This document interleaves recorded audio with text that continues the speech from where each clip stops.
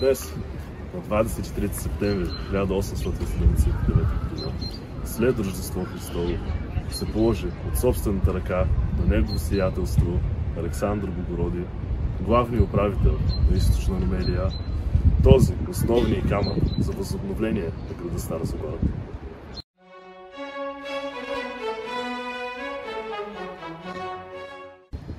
Мнозина преминават покрай величествения паметник, но не всеки знае за кого е построен и каква е историята зад него. Мраморният паметник е посветен на защитниците на Стара Загора и стига се като израз на благодарност към тези пожертвали живота си в битката при Стара Загора. Открит е на 19 юли 1902 г. В случай отбелязването на 25-та годишнина от сражението за освобождаването на града.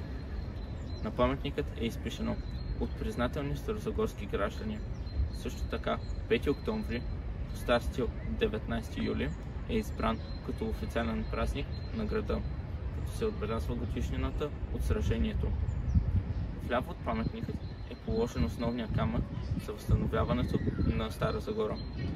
На подплочата е сложен документ, в който бележи началото на възстановяването на града. От 1990 г. паркът, в който се намира паметникът, е наименуван 5 октомври, запазвайки историята на местната общност.